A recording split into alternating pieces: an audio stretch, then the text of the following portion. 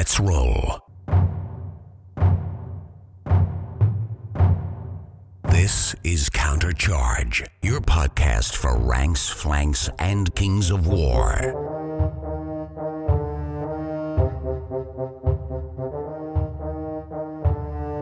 Join your hosts as they delve into the world of Panithor and bring you worldwide coverage of all things Kings of War. Welcome to Countercharge. I'm Adam Pitzer. I'm Josh Horlid. And I'm Rough Enough. And you guys may remember Josh. It's been almost 2 years since he went to his first Adepticon and vanquished the Tables of Firefight, made everybody cry, including Jeremy.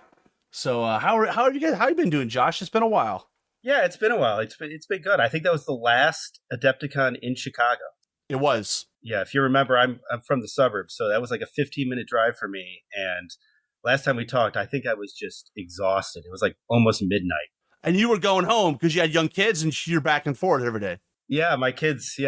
So I had to get home to put the kids to bed, and that was the deal. So I was exhausted and good to go. But, life is good. Last 2 years, been playing a little bit of gaming locally. I'm hanging out with Adam, who's on the chat here. He's a good friend of mine. And, yeah, just enjoying life. And I guess we have Adam to blame for getting you into the Manta games, right? Kings of War specifically. Yes. He basically texted me one day. He's like, I know you liked this fantasy thing back in the day, but have you ever looked at this Mantic Kings of War thing? And I was like, that's interesting. And, we were looking for a fantasy game at the time.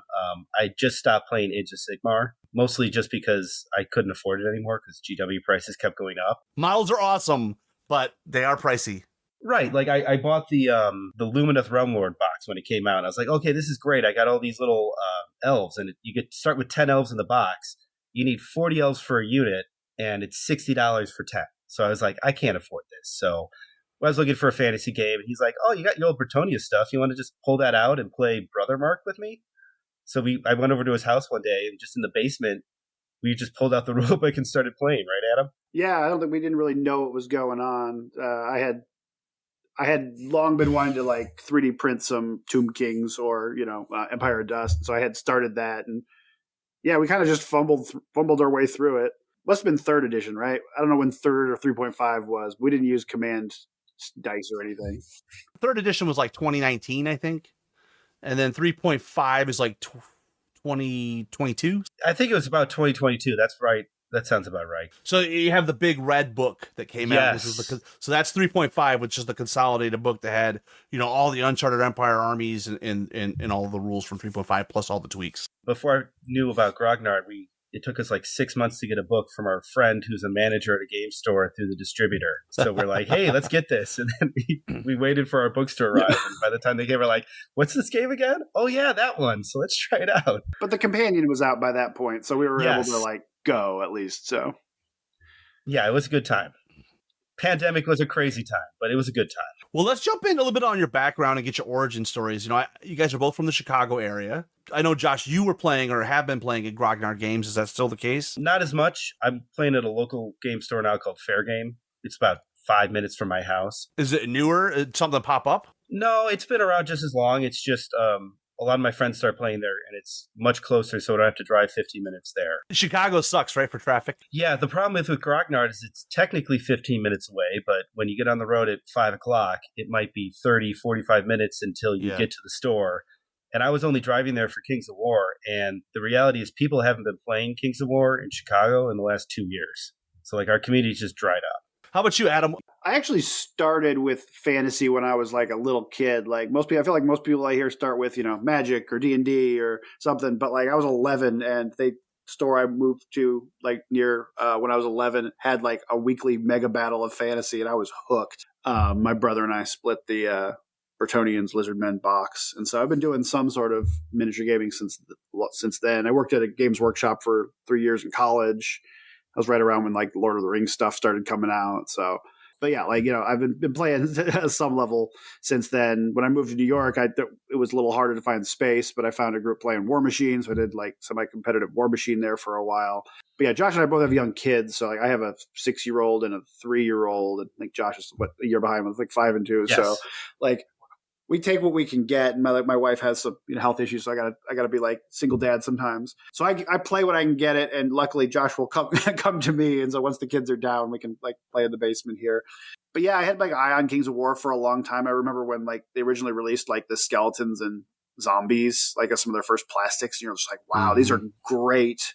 And like the price is so reasonable. So like I had friends getting into those. I have like friends of friends with like Community Pat. So we've done some RPG stuff together.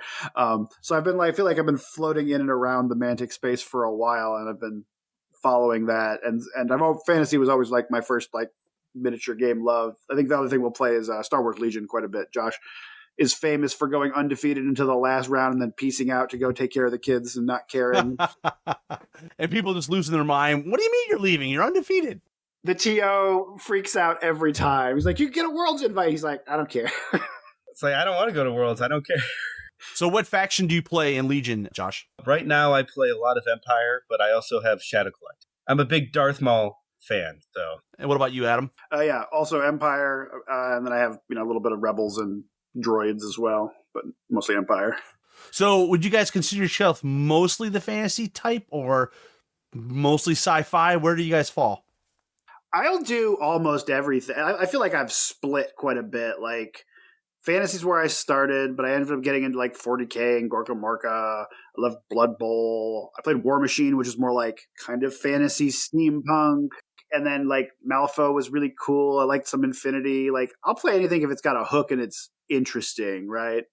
But I think fantasy was always the first thing I liked, and so I'll gravitate toward that. And then Star Wars obviously gets me too. So no, you can't. It's hard to beat Star Wars. Star Wars is awesome. I'm more leaning towards sci-fi, so I really like Star Wars, and it's a big thing that Adam and I geek over all the time about that. But I kind of take the approach of if you own a game, it's another opportunity to play with a friend. So if I have someone to play with, I will play anything. So I'm famous for just like, okay, yeah, I'll buy into that. Let's play it. Because for a while there, Adam was leading our local group, and it wasn't miniatures. It was actually Arkham Horror, which is a card game, and it's like an adventure game, and that's like Cthulhu. So it's, for me, I will play a game, but it's more about hanging out with people. And if they're good people, I will play the game. I'm the same way as you guys. It's more about the players that I play with than the game itself. I mean, I could play a game I don't even like. What's your origin story look like? So I didn't play that much growing up. I had one group of friends in high school, and one summer he bought a starter box of Space Marines. So I was like, oh, this looks like cool. So I bought like a few boxes, and for one summer we played Warhammer 40K in his bedroom, and we had no idea what we were doing. And I just kind of put that stuff away for like 10 years until after college. And what happened is I got an internship down in Springfield, Illinois, and there's not a lot to do in Springfield, Illinois. So I was like, well, I don't want to go to the bars every night, and I don't really want to just sit at home and play video games. So I actually found a local game store, and I walked in, and it was a tabletop miniature game store that had Magic and board games. And in my 20s, I was like, oh, I remember that as a kid. And I actually got my old stuff from my house and brought it in, and I got to kind of get pulled into my 20s and started playing for a little bit just for the social aspect, because I didn't want to stay at home and play video games. And then after a while, I moved back to Chicago with my wife, got married, and I met Adam. And we kind of reconnected over miniatures, but for the longest time, like miniatures was kind of just a side thing because our group was just doing board games and card games. And it really wasn't until the pandemic where I couldn't go outside, couldn't do social games, and playing tabletop Admiral all day on board games just isn't the same thing. So that's when I kind of restarted, miniatures and buying miniatures and building them and painting them. And so I've gotten more into the hobby in the last 5 years than I've been in 20. So what was the game store in Springfield? Capital City Games, maybe? Capital City Games, yeah. I played Warhammer Fantasy Tournament there. So this is really going crazy digression, but a guy named Joe Flash, who had a podcast, Wadcast. Yes, I know him well. Joe's a great guy. He actually was on our first Army Challenge like in 2016. Oh, wow. He was big into Kings of War for a while. Yeah, Joe and I go a long ways back. It was a great store. It was a great time to be in the community because it was 5th edition 40K, and it was like a rules edition that everyone was having fun. And it was just one of those happenstance where they actually built all the terrain for Adepticon. So they they were one of like the founding members of Adepticon, and they were building all this terrain.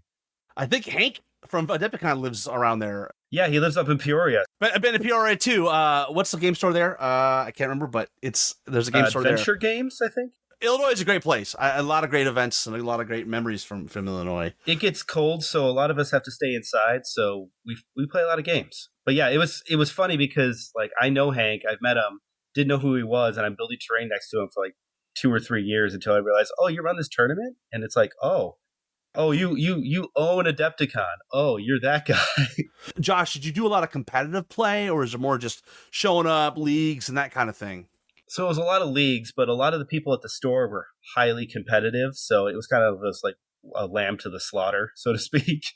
But it was fun because there's like 4 or 5 of us that all started at the same time, and we had no idea what we were doing. And it was kind of fun to have somebody else be like, oh, let's try this all together. Like we're going to start from scratch and learn all of this as we go along.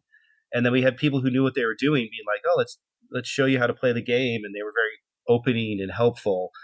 And Capital City Games, it doesn't exist anymore. As many game stores, as you know, they don't always continue forever. But before they shut down, like the owner and like 3 of the guys, they won the Adepticon team tournament for $40K. So like they were very good, and they would travel the world and just play $40K all the time. So I was very fortunate to learn tabletop from some pretty good people. Well, how about you, Adam? Are you on that competitive side, or are you more just casual, want to have a beer and hang out with some friends? I'll try to explain this in a way that makes sense. My brain can't help but try to calculate stuff and figure stuff out, but I don't put a ton of effort in. So I always talk about like learning stuff through osmosis. Like I'd rather play 2 games where I just move stuff and see what happens. And then so I can absorb like, oh, moving there was bad because of this, and I'll remember it because I did it, right? Then I would like sit there and analyze and overanalyze and play 1 game where I spent half the time thinking about it. So it's the same thing with card games or whatever. So like I feel like I get somewhat competitive, and like I'm always trying my best to win, and I'm trying to figure it out. But sometimes I'll just be like, let's just move it. Let's just go. We'll see what happens. So like when I worked, like I said, I worked at a Games Workshop, and so I had to like code switch back and forth between like, oh, there's this new kid who doesn't know what he's doing. Let me just like do something that will show him something new and how it works. Or I'm playing with this guy who's preparing for the Games Day tournament, and he wants to be challenged as much as possible. So let me bring out this crazy army and like do stuff. So like just the idea of like having to work like that gets your brain to work out. And then I played War Machine for a long time. And that's a game it's very hard to play casually. If anyone has never played War Machine before, like every single leader, like Warcaster or Warlock, has a unique once per game ability. The and feat? They're all yeah, it's a feat, it's called. And they're all bonkers and break the game. But the idea is everyone has one, so it's balanced, right? It's like mutually assured destruction, right? So one will be like literally like everyone within 14 inches is knocked down and is almost hit automatically, right? One is like all my guys' armor goes up by 5. What'll be like, I bring back 10 dead models that can charge in and then disappear or whatever, right? So like they're all crazy things. It's hard to play casually because like if you come up against something you've never seen before, you might just lose, right? Because you're like, oh, I didn't see it before. Darn. Okay, now I know. I'll get it. So I did that for a number of years because that was like, as Josh was saying, it's sort of about the people. I found a group. This is a group of great guys, and they just happen to be working that competitive mindset, and they're happy to like they'll go hard, but then they'll explain to you what happened, why it worked that way, so you can kind of learn a little bit, and then want to then play another game, and they'll maybe play a list they're working on that's a little like less competitive, so they're almost handicapping themselves, right? So I have that like competitive spirit, but I don't like prepare for tournaments. I don't make tournaments the goal, if that makes any sense. And I just don't play enough to be able to do that. I will say that Adam, I think he wins like 95% of our games, so he is very good at this stuff. Is he an engineer by any chance? Like an engineer? Yeah, right? Okay. Yeah. Software engineer, yeah. So like he can just get it, and it's always fun to play with him. But I mean, Rob, it's a difficult question that you are asking because like I don't view competitive or casual as mutually exclusive. Yeah, like, it's all just one. Yeah, you could be playing and trying to win, and you could be nice about it. And like my personal experience is the people who are trying really hard and being like the gotcha moments, like they just have the wrong mindset because at the end of the day, we're still having fun. It's funny you talk about War Machine though. We have a lot of War Machine players or ex War Machine players that have come to Kings of War. I think there's a similarity between those systems where the game is so clean that you know it's neither one are really not a gotcha mechanic in the sense of other than something new you haven't seen it before that catches you out. But once you've seen it, then you've seen it. You saw their trick, their feat, and like, oh, that's how Surge works. Okay, cool. Exactly. But there's lots of great. That hard one. Thanks, Adam. Yeah. Sorry. Now, what do you think of the new War Machine? I know the new version came out. It's now Steamforged Games, and have you been dabbling in that at all?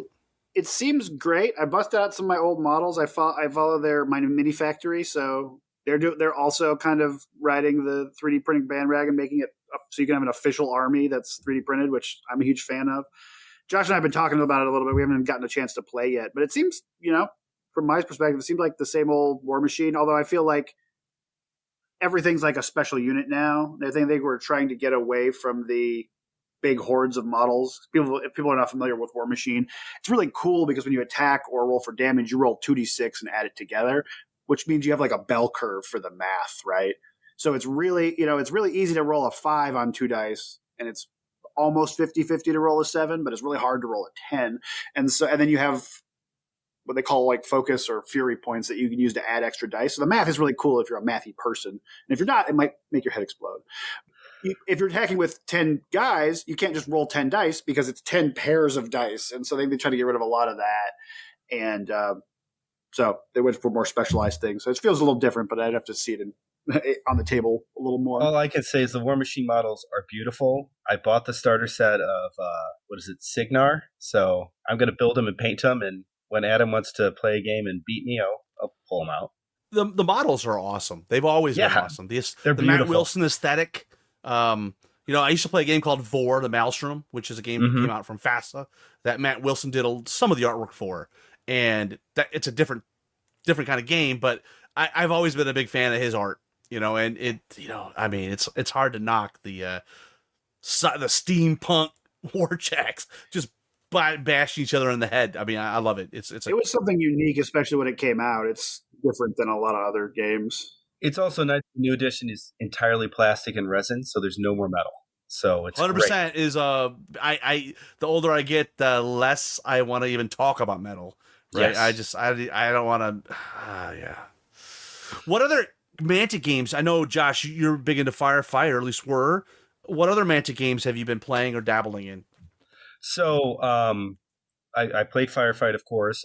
I've played Dead Zone, and I actually played it at the same Adepticon that I was at when we talked 2 years ago. And what happened in that event? Because we talked the night before the event. What happened was I went 4-1, and I lost, and I finished 4th place. So not bad. It was a great group of people, and it was one of those things, as Adam was saying, like the gotchas of first time playing against Ratkin. And he had this combo where he had like a grenade that made it so he could smoke, and then he had some other type of artifact that just made it so that he just could like one shot, and then it exploded and it just wiped out half my army in one shot. By a chance, do you remember who you were playing? Oh, I don't remember. It was one of the Michigan guys. Like an Adam Kinney, maybe? Yes. Yeah, like one of those. The Michigan crowd is very good at Dead Zone. Have always been. They've got that podcast, so like it's fun listening to them, but I've transitioned from Dead Zone to playing a lot of Halo. Halo's awesome. I like Dead Zone, but Halo is awesome. It is the easiest game to sell because you just show up Halo and people are like, I played Halo when I was a kid. I want to play this game. I know what a Spartan is. Yeah, and it's 4 models. You can get a game done in 30 minutes. It's actually the thing that I've introduced to our mutual friend, Graham, who's a game store manager at Fair Games. He was like, you like Halo? You should look at Mantic. And I was like showing him all about Halo Flashpoint. And he's like, this seems like a really good game. And I was like, it is a good game. The rule set is great. Let me show you Dead Zone. And so like we actually sat him down and played Dead Zone with him. He's like, this is a really good game. And I was like, yeah, imagine this with Spartans.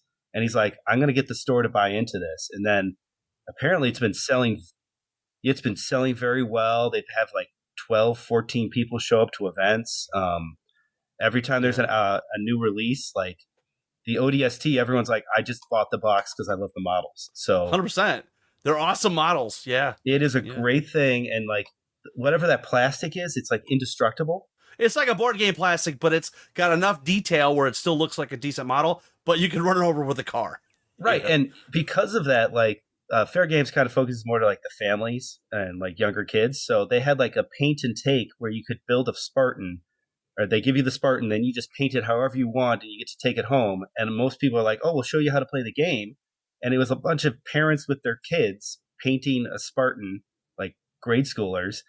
And so like then the parents buy the game to play with their kids, and it's a great board game. If you just play it as a board game, it's a hobby thing if you want to do it with your kid. And it's been very successful for them. How about you, Adam? You're very much an Omni gamer. Have you dabbled in any of the other Mantic offerings? I've printed off a handful of the stuff for Dead Zone. We played a couple times there. I have some old like Star Saga sets and things. I don't know if I've gotten those to the table. And I backed the Epic Warpath. I'm excited for that one because that was Epic 40K was always something I was real interested in. I played Epic 40K in the back of the day too. I have not purchased it yet, but it's right out there. I can touch it. I'm nervous because like, do I need another game? No, I do not. But those models are they're epic, and they're tiny and they're easy to paint. That's another. I've touched on like 3D printing a bit, but yeah, I have a resin printer and an FDM printer, and so for that, I was just like, I can buy this one thing was like $95, $100, and it was 4 armies with all the rules and everything. And they're so small, it doesn't take much to print them out. Like I wanted to support Magic doing stuff in the 3D printing world because I think that's exciting. And then be like, I can print out an army for Josh and Graham. We can play a game, be real easy. Won't cost that, it's easy to dip your toe into if you have that baseline set up. That's one of the things I like about Mantic, though. They're always open to trying new things, and they're one of the few companies that are really invested in both the retail operation of selling models, hard plastics out of a game shop or off the website. But at the same time, if you're one of those people that want to just print your army, well, they have mini factory campaign thing, right? And they've done Vanguard, which is it's a fun game. And Dead Zone, and they've done Epic Warpath, and Armada. I mean, geez, Armada's available. Oh, I want to do Armada too. You have an orc fleet for that, right, Josh? I do have an orc fleet, but yeah, Armada's a great game. It's basically Black Seas. Black Seas, yeah, I have Black Seas, so I have Black Seas, and I was like, I know how to play. Yeah, it's Black Seas with fantasy elements. Oh, and flyers and stuff like that.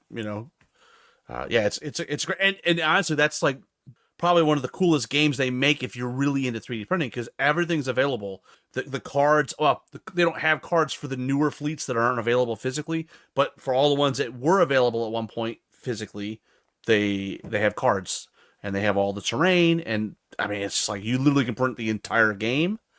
The rule book is digital. I mean, it's a completely digital game. It's fun too. When are we going to get you back to Adepticon, though, Josh? That's the question, right? I mean, I know it's Milwaukee, but it's not that far. What, like an hour and a half? Well, the problem is now I have kids, which is great, but then spring break also happens to be the week of Adepticon. So talking to the family about, well, are we going to go on our family trip or go to Adepticon? I usually lose that. Yeah, you lose that conversation. Yeah, you lose that bet. Yeah. You lose that discussion. Yeah. So maybe eventually. I liked it when it was in Lombard, but it is pretty awesome in Milwaukee. It's, the space is much bigger. I've heard good things about it. Yeah. It's great. And, it's a little farther for me. I think it's like an extra hour 20. Milwaukee's a great city though. So I think it's good for the community too, just because, I mean, that thing is growing out of hand. And those last couple of years, Adepticon and Lombard was crazy, right? Like Josh, I mean, like even the Mantic group, like I remember that last time when we were recording with you, we're on like the end of a table and we're up against a wall. Like there's no room for anything. And Milwaukee, it's like, sure, you want 2 tables, you can have this whole section, right? It's like, oh, okay. They have lots of room to grow. They have a whole other convention center. It's like 2 convention centers like put together, and they barely use the one. And if you remember at the end, it was like two conventions separate because it was like, oh, are you not a popular enough game? You're a historical game. Or Yeah, the other hotel with all like the Warlord games and the sagas are all down the street. Sorry, you're not cool enough. You have to go over there. No, yeah. So, yeah, Milwaukee was a great first time, and I'm really looking forward to it. So, with that, let's take a quick commercial break. On the side, we will get in and we will talk about all things Kings of War. We'll be right back. This is Trent Sosby, the best Forces of Nature player in the state of Colorado, and you are listening to Countercharge. Welcome back to Countercharge, and guys, it's time to get into Kings of War. So let's set the stage here. I said on a podcast, hey, I want to talk to some newer players that get their feelings on kind of where the game was at for them, what they were hoping for 4th edition, and kind of getting their opinion on what they're seeing with 4th edition. And I'm very fortunate that Adam reached out, and then it turns out these sparring partners with Josh, who we already knew, so it worked out perfectly. We said at the top, this is all Adam's fault because Adam's the one that got Josh into Kings of War, and it sounds like you guys started like maybe at the tail end of 3rd edition, or maybe right into 3.5. Maybe start there. When you think about the last few games you've played pre-4th edition, what were you feeling about the game? So correct me if I'm wrong here, Josh, but I think I only played third with you, right? I think we played like 3 games, a couple in person, one on Universal Battles, and then you went on and you played a handful at Grognard. When getting into 3.5, is that correct? That sounds about right. Yeah. So, like I said, I had a long-time fantasy player. I had my eye on Magic for a long time, and then once Josh and I started talking more about old school fantasy, I was excited about it. I was 3D printing some Egyptian-themed undead, and we got everything together. And yet getting into it just like as a newer player, or like returning ranks and flanks player, I loved the simplicity. You took away all of the fiddliness. I don't have to take away these 4 models and I killed 4 of the 5 ranks. Do I leave the guy on the left or the right so I can maybe charge on the side? Oh, you're only aligned with 3 of my frontage and I have spears, so these 6 can attack, but these 4 on the side can't. That's not the fun part of playing a game. In contact with my champion, so you have to fight the champion. Mm-hmm. Oh, you're gonna issue a challenge. I mean, yeah, units joining or like champions joining units or heroes joining units was cool, but it's just it was just another fiddly bit to deal with. So I loved how Kings of War kind of just abstracted away all of those things that didn't matter, right? You have this unit, you did 4 wounds to it. That doesn't mean 4 guys died. It's some combination of people dying, people getting injured, the unit being, scared, the magic dissipating, whatever. It's 5 points of damage, points of destruction that are done in this unit. No, it's morale, it's physical damage, it's all rolled into one stat. Exactly. And so it's just this one abstract concept that makes it fast to play. And then I think it's an interesting choice. I feel like more modern games have gone toward alternating activations, but Kings has stayed with the I go, you go, but they've done it in such a way that you can stay with the chess clock. Now, I'm not so competitive that I want to play with a chess clock all the time, but part of a key component of being able to play with a chess clock is I don't need to wait for you to do anything to do my turn, right? I need to know what your defense is, but I can just kind of go. And that means everything's easy on my turn, right? You roll all the dice on your turn. Exactly. You're not rolling an armor save. It's rolled into the defense. Yeah, and also like we're not rolling to hit and to wound and a save and another save and then a morale, right? So again, abstracted away, and then by virtue of doing the chess clock thing, it makes everything fast and in your control, right? So I'm doing my stuff. Everything's in my control. I'm totally deterministic on what I'm doing with, until I roll a die, right? And so it was just clean, right? And so I think we were sort of maybe expecting it to feel a little more old school, and we look up in these charts and stuff. But all the fact, I don't have to compare my strength to your toughness. It's just, what's your defense? Okay, cool. And I got crushing strength 1. Boom. And so it was really just a clean system. And I was sort of struck by how cool that was. And even the special stuff, like I was playing Empire Dust and I had Surge, it was still easy, right? It was, I move normally. I don't go at the double, and I have a spell that moves me forward. It gave me the feel of this magical undead force, but the rules were so clear cut. That was just my impression from the first handful of games we played. And it still felt like fantasy. It felt like ranks and flanks, but just with the magic wand of easy tapped over it. I don't know. What do you think, Josh? No, I definitely agree with everything you're saying there. I mean, the game is with kids. I would say this: with a game that is designed to be on the chess clock, it is respectful of my time. So it's not complex. So it doesn't.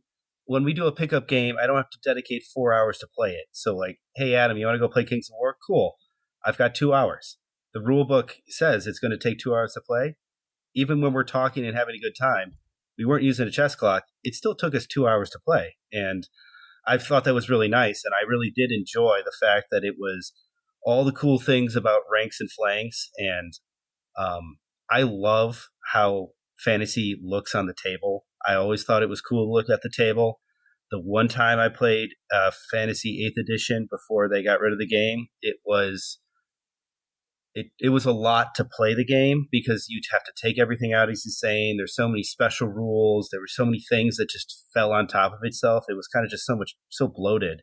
And I just like how it looks on the table, that you have all your units on one tray. You can develop it how you want. You make it its own little art project of putting things together. And it's the same effect as having 20 different bases on a movement tray. This is not something that people just jump into and realize, but after you play a few games, it became clear to me it's more different than the same as Warhammer, right? Like, it's really more of a historical game. You know, it's like element basing, and you've got 13 models. The models are a unit, but they're models. And they took away a lot of the things that didn't matter to me in Kings of War from Warhammer, like the whole psychology phase, terror, and all that stuff, right? All gone. Charge reactions, all gone, removing casualties. And it turns out I didn't miss any of that stuff, right? And they just left the cool part, moving big units into other units and smashing together. Yes, there are ranks and flanks, and yes, we use D6s. And there's a combat phase and a shooting phase, and some similarity there, but it's a very different game, and I appreciated, a lot what Adam, you were saying about they've really distilled it down into this very clean, articulate game that is fast, that's the best part of the game, is fast. You get the resolution quick. Was there anything in the game last times you played that you were like, these rules don't make sense, or there was a little, because my supposition is I maybe wasn't articulating it verbally, but I definitely could feel like I played first edition, a completely different game. Second edition comes out, completely changes it for the better. And basically, since second edition, we've been playing essentially the same game all the way to 3.5. And I started to feel at the end like, God, there's so many like add-ons, right? And it's just like there's special rules, and I felt like maybe 6 months ago, it was time. It's time for a new edition. But tell me, if you guys aren't playing that much, maybe you don't feel that. Kind of how were you feeling towards the end of your Kings of War playing days? I'll say this because. And I've played a few more games than Adam, but like even our local community, no one's really been playing in the last year, and it's mostly just people have it kind of felt like everyone was burnt out with the rules. And then the last time we played a game at Grognard, it was like an open house where it was like, hey, come play Kings of War, and there was like 12 people playing. And I think the best example is just to share this story of there's a difference between playing in your basement with your friend Adam and being like, hey, we're playing this game, let's figure it out, and like talking it through, and then just playing some people that have gone to tournaments. And one of the last games of 3.5 I played, it was basically this guy, he's gone to, it's not Worlds, I'm sorry. What's the big tournament that you have like US Masters, best of the rest? US Masters, yeah. Yeah, so he's been at US Masters. He was talking about going to US Masters. And he brought this list, and one of them, like there was a few of them. One of them, it was like all Elohi, which are the angels. Adam, remember those guys? So would that be Grant Feder? Yes, great guy.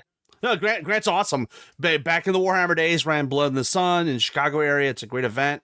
But yeah, he's known for the flying circus. Yeah, and it's basically like, what do you mean you have movement 12 and you can fly anywhere you want? And this is when I was playing with my Riftforged Orcs. I have movement 5. I don't have any spears to stop you from charging me. There's no way that I can stop you from charging me. So it's basically, okay, come and hit me. Oh, picking up models. This is no fun whatsoever. And then the other one was another game where I didn't know all of the gotchas because I hadn't gone to the tournaments. And there was this example where I had a horde of Riftforge Orc Legionaries, which, big block of dudes, a lot of health. And I'm like, I'm going to stick it in the woods, and I'm going to make it so you have to charge me into the woods. Thinking, normally this is a good idea because you're going to reduce your attack pool. But what I didn't realize was that there was like 1 inch in the far left corner that was not in cover. And so I'm like, okay, what he did is he jumped in front with a character. We call it a traffic cop. Basically, it prevents the unit from sliding down into the difficult terrain. Yeah. And so it's like this one model blocks his horde of units to charge me. And because they were charging and they didn't touch the terrain, they get all their bonuses.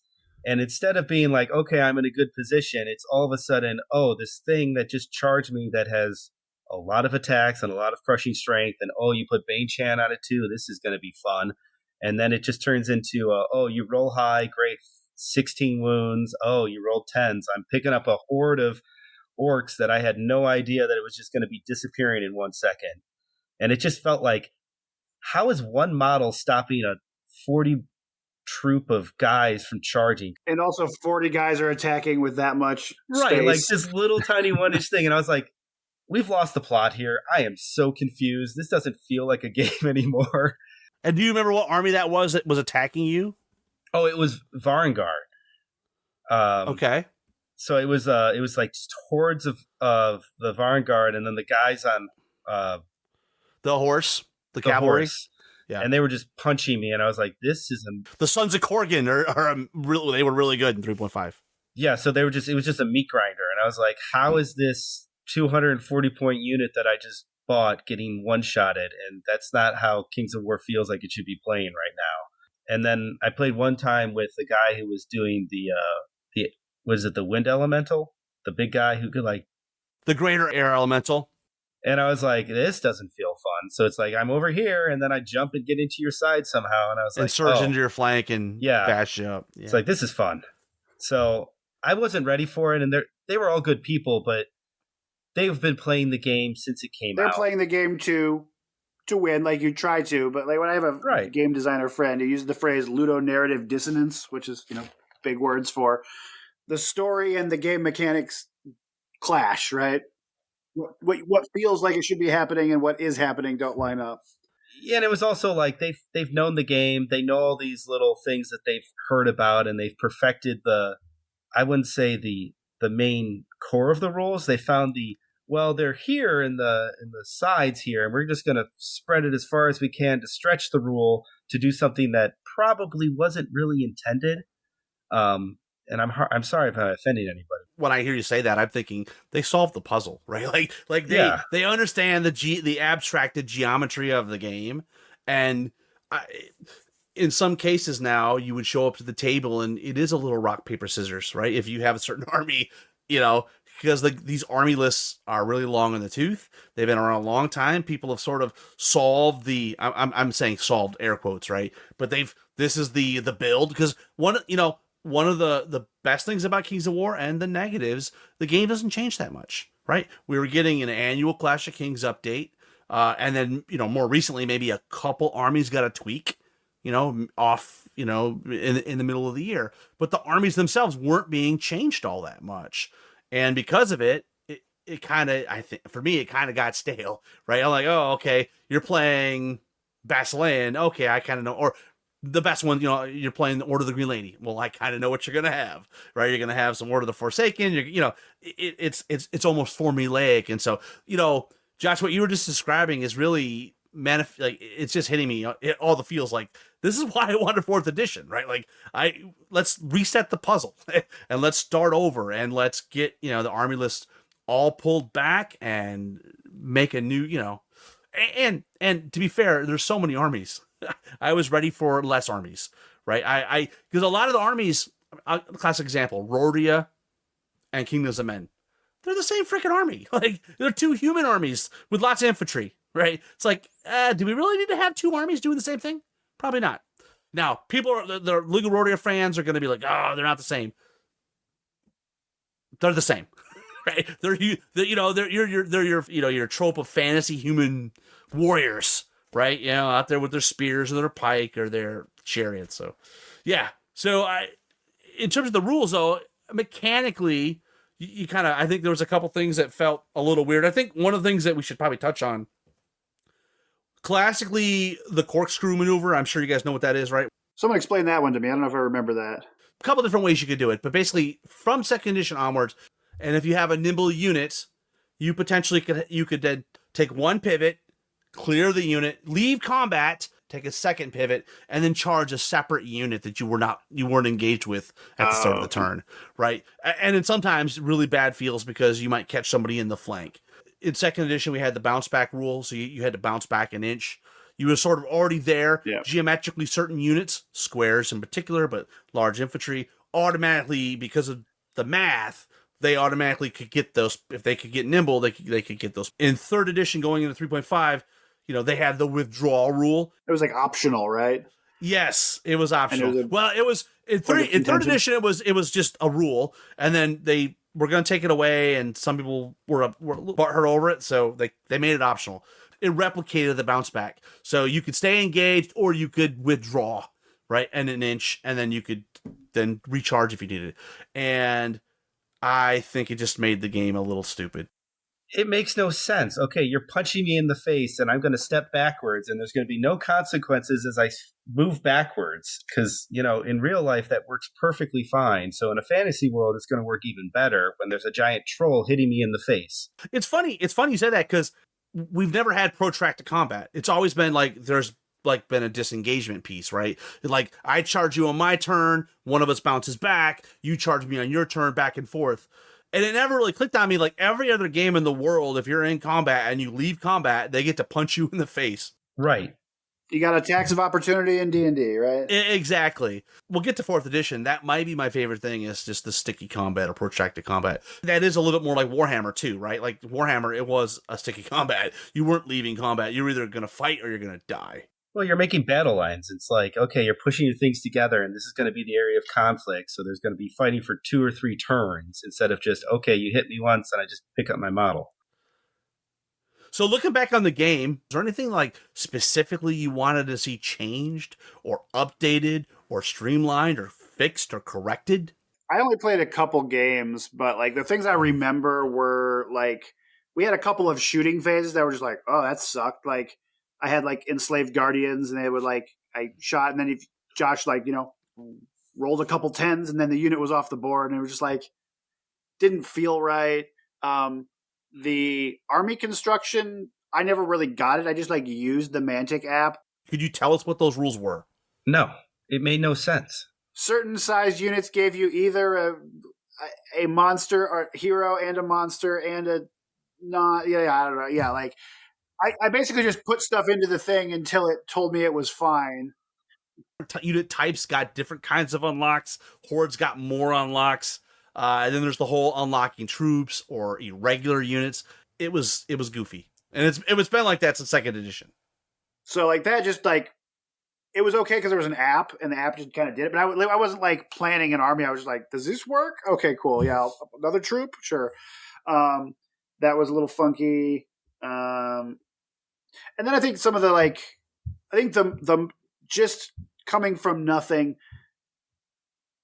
ranks and flanks in general, as always with a brand new person, especially wheeling and pivoting and moving the block is always a little abstract and weird. But I felt like some of the charges and getting people into combat just didn't always sit right about how I can move.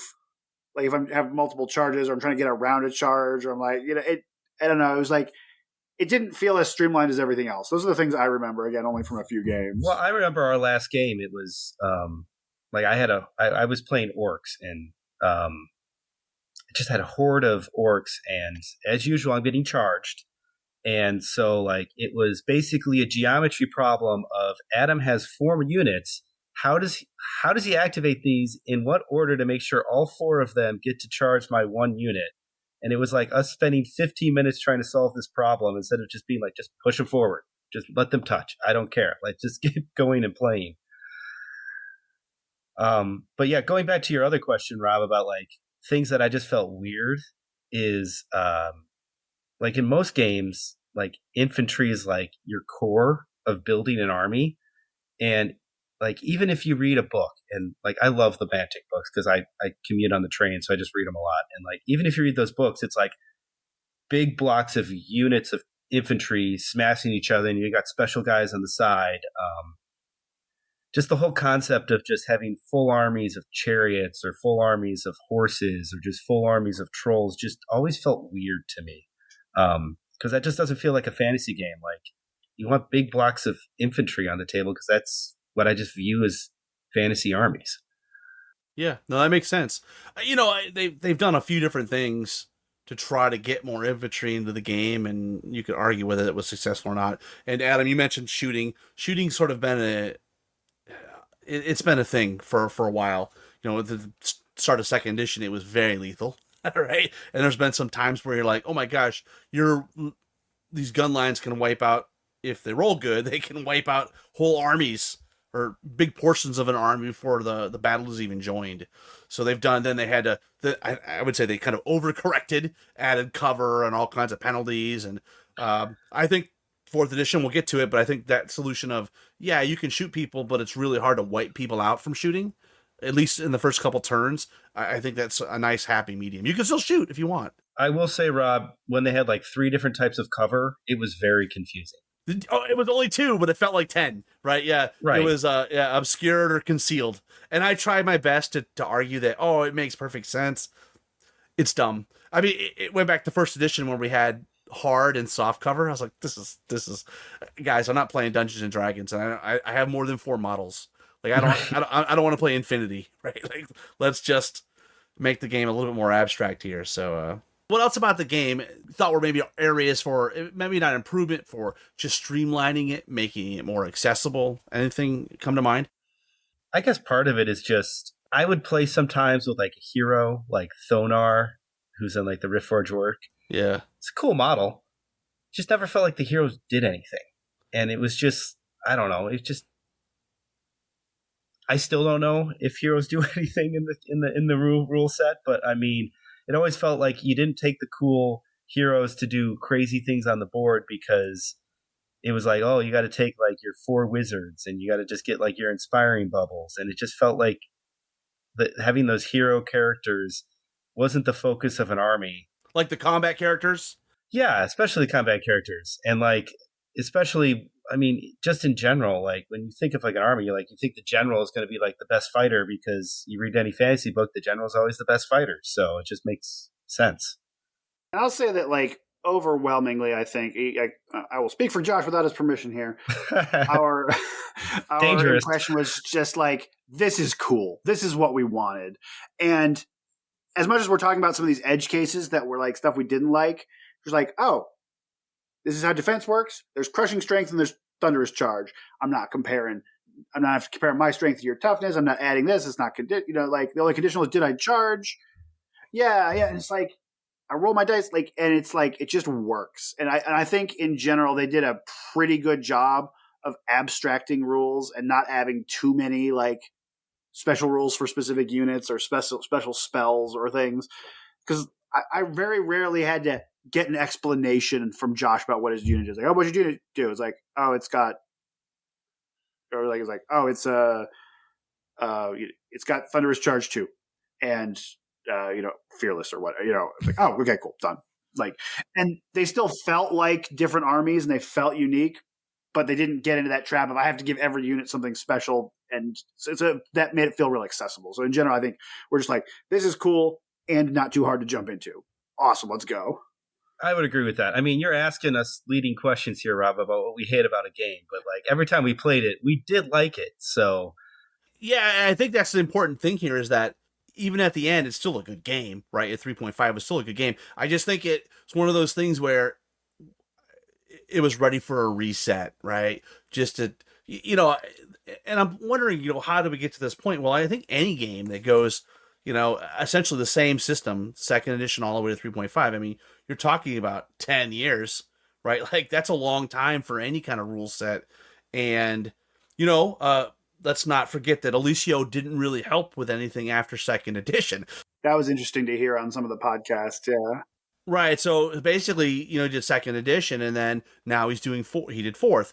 But there's a 10-year, maybe not quite 10 years, but almost a 10-year gap where, it's a mix of maybe some folks, non-game designers at Mantic or Rules Committee, and they I think they did pretty good for their, given they weren't getting paid, right? But at the same time, like, there is something to be said with, if you're gonna go to court, you probably should get a real lawyer, right? It's the same thing here. I think there is something to be said of having a professional game designer that has been through this a few times and understands, what makes a game tick.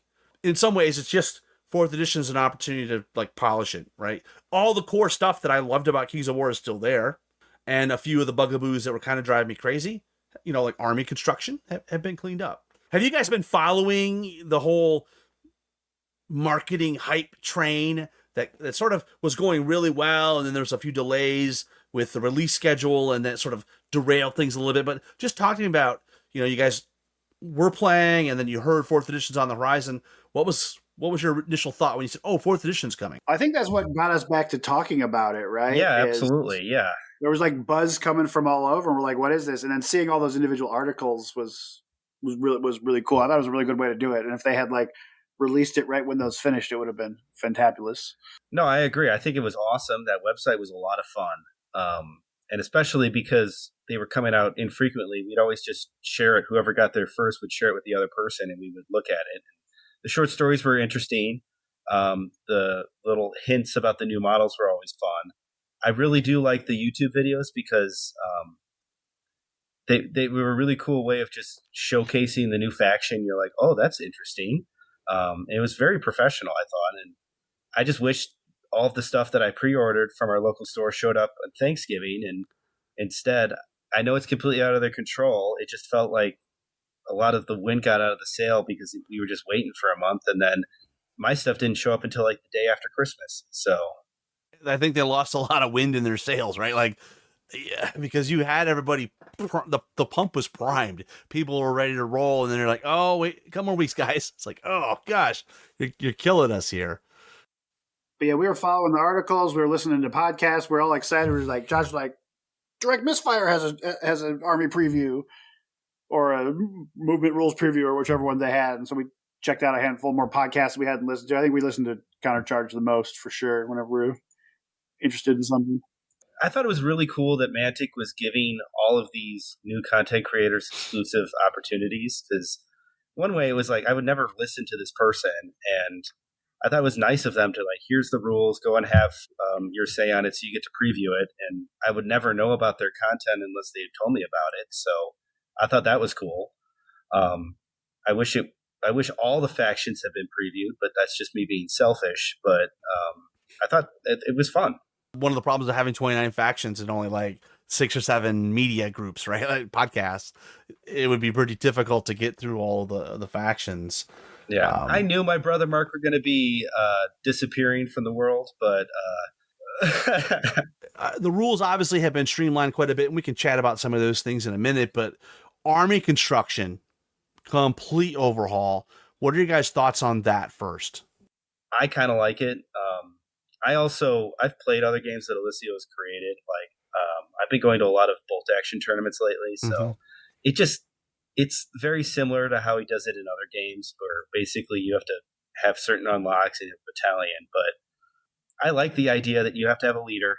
The leader then unlocks so you have core, and then the core unlocks it so that you can get some specialists. And then if you have enough specialists in core, then you can get to the fun stuff.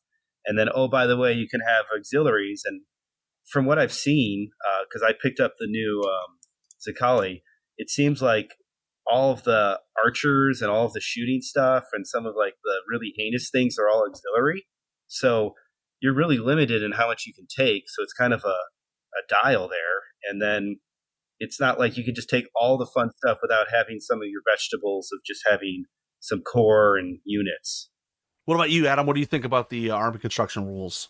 Yeah, so I think the example, like what I had played was Empire of Dust, right? And I went to it and I'm like, this army does not work anymore, because I had a handful of units of skeletons, but like I was using Enslaved Guardians and Chariots were unlocked in third and they are not core anymore. There's no way to make them core. So I was like, oh, I have to get some more infantry units. That makes sense. And I feel like it feels like a pyramid, right? Like you have to have your foundation of core units and, to support your specialist units, right? And that just makes sense. And I think that's kind of what third was doing, but I think it felt like I can see how you might think too many things were unlocks, right? And on one hand, they probably kind of wanted to move like, I want to make an enslaved guardian army. I want to make a chariot-based army. But all of a sudden it became a lot of this real skew list where like you didn't have any infantry whatsoever, any like normal infantry whatsoever. And it's not even like you can anymore because like I can still have cavalry, right? Or I can have like more elite infantry doing it. I feel like the Zerkali can have like the large infantry as core, but like Empire of Dust can't, right? So there's a little bit of, but they also don't need to all be the same, right? So I like it, and as I said before, like I think this makes sense, and I did not feel bad that I had to put together some more skeleton units as core. I feel like when I was doing, I was just like, let me try a little bit of everything so I can try it all out. I wasn't supposed to be like, this is how I want an army to be, and this 4th edition feels more like what an army should be. Adam was playing with 2 of every unit, so he had like 2 regiments of skeletons, and then everything was all the fun stuff. And I was like, okay, this is fun. I mean, it's still a game, and I don't see a problem with it. But it's also, I think it's kind of cool that they're kind of going similar to Games Workshop, where you've got the battalion box, and it's like, here's your leader, here's your core units, here's your one specialist unit, and here's your one really cool monstrous character. At least that's what it was for the Zerkali box, and I think that's kind of nice. The lists themselves, maybe they are, we were talking off air, Adam, about Ravening Hordes, right? Like it is a little bit like Ravening Hordes where they've dumbed down or they've simplified the lists pretty excessively in some cases.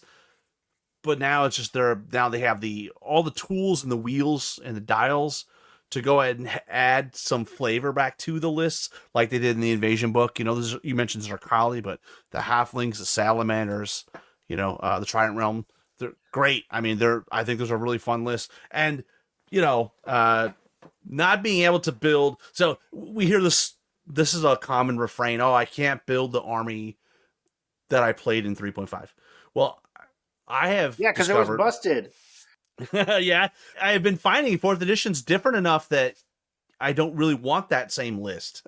Like the game has changed enough that I need something different, and it is forcing my hand. Now my goblins, I mean, I have tons of rabble, so like it's not hard to build a new goblin list.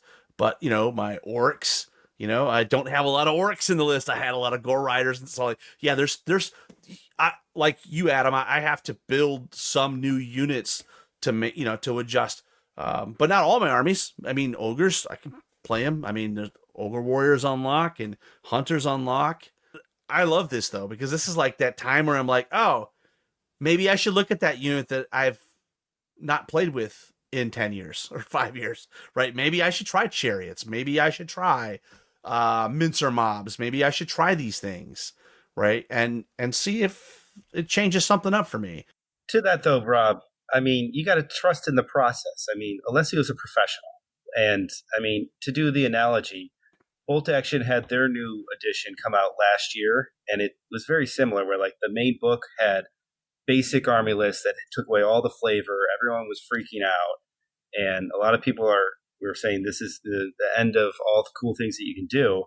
And since then, like every month or two, they come up with a new army book. Like they just had armies of Japan and Soviet Union, and they're bringing back all those cool special units, and you're having all the special upgrades, and the flavor can come back. I'm not worried about that.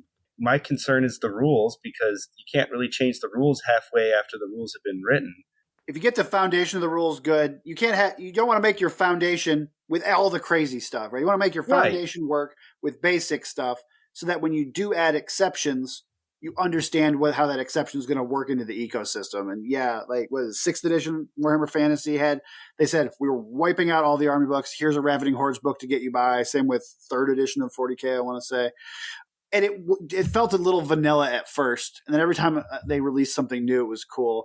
And it seems like Magic's doing 4 armies every 6 months. Like it's going to come out pretty quickly. And I'd rather they get that solid foundation in, so that everything makes sense instead of trying to do everything at once. Because if you try to do everything at once, it's not going to work. It's interesting, though. We're hearing the criticism like, oh, they should have just made all the lists be awesome from the drop. And I'm just like, that is so quixotic to think you could do that. Like, that's a lot of work. To their credit, they focused on the important thing, which is the rules. Get the rules dialed in. And I love the rules, man. They're amazing. It's certainly the best version of the rules we've had. The best analogy I have is like my kids always ask for chocolate for breakfast, but I'm not going to give them chocolate candy bars for breakfast. Like if you give everything they want at the beginning, like there's nothing else after that. So like you got to just enjoy it a little bit, and having new things is good for a game. People were very critical that I've lost units, and 100% agree. It does kind of suck if you've made a custom unit and you lose it, right? I totally get it. I have mummies in my undead list, right? They don't have mummies anymore. Rob, here's my question: like, how many of those units actually had models that Mantic made? Well, the mummies did, but they were crappy. Okay, I take that one back. But you can use them as revenants, right? It's not like they're nothing. It's not like when I played Games Workshop, the reason I stopped playing that was I had a Stormcast Eternals army, which are like the little golden dudes, and I bought them right when the army came out. Like 2 years later, a new edition came out, then they had the same Stormcast guys who were the Magic guys. And then the latest edition that just came out, half the army is obsolete or legacy. They are legacy. They are the exact same units with the exact same names, but instead of having hammers, they have axes, so you can't play them anymore. And they're basically telling me to my face that I've bought units from this game and I can't use them at all. There's nothing. I don't know anybody who's going to say, "Hey, you've bought this unit. It's a Mantic model. You're playing it as this." Like, I don't know anybody in the community that would say you can't do that. No, you're right. And the other criticism that's come up is, and I want you guys to take on this. Historically, we were getting one annual update, maybe a couple army tweaks. And what you guys mentioned is we're moving to a cycle where every 6 months there's a 4 army supplement. What are your thoughts on that? Similar, like, that's too much change too fast. What are you guys' thoughts on that new method rather than an annual Clash of Kings? Every 6 months you get a new invasion, arrogance, whatever the next book is.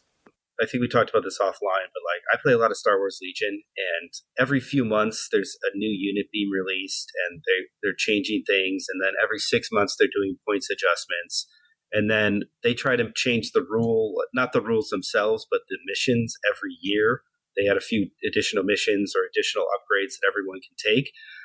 And my feeling with that is, with that game, it's kind of healthy because, okay, I've created my list to counter the latest hot thing that just came out. Well, 3 months down the road, there's been a new addition to the game, and now I can't use that same solution to the problem because I can't play it that way. I mean, a great example is people were complaining about Empire because they didn't have any tools, and now they've got these new commander units that give them special powers that they can now give additional aims and command cards, which are basically things you play at the beginning of the game every turn to give them additional actions and one-time effects.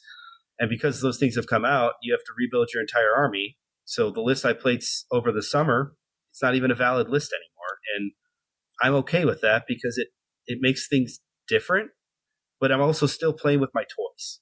And at the end of the day, slightly changing things and adding a few things every once in a while makes it so that it's not just, as you were saying, it's a solved puzzle. It's not going to be a solved puzzle because things are changing. I got old man waxing poetic here. I feel like it's a problem that a successful older game has, right? So Star Wars Legion, just so we can get out of the room, is it's only got 4, arguably 5 or 6 factions, right? And then like they're just adding models into those bigger factions. But Kings of War is in this point where you said like 29 sort of distinct factions. And that's something a game wants to, because they always want to add a new thing. And Kings of War is coming from this place where they're trying to make armies made for another game by another company legal, right? And so it's already starting at a really, I don't want to say bloated place, but an expansive place. And then they're trying to add new things. They're trying to add new sub-factions, and they're trying to add new cool things in. But at some point, you got to say, like, are we going to support 100 factions? or like what's that upper limit, right? And so every time you are doing a reset, you have to say, how can we make it work for people who are already playing, but not make it so insane that a new player can't get in and it's hard to get in. So when I played War Machine, when it got up to 150 warcasters and they all had a unique ability, and you had to memorize 150 warcasters to not lose at a tournament potentially, and people just go, nope, no, I'm going to lose my first 150 games minimum before I can understand what's going on. Like, you just sit there and go, I'm out. I don't want to do this, right? So when it gets to be too much, it needs some sort of normalization, some sort of retraction.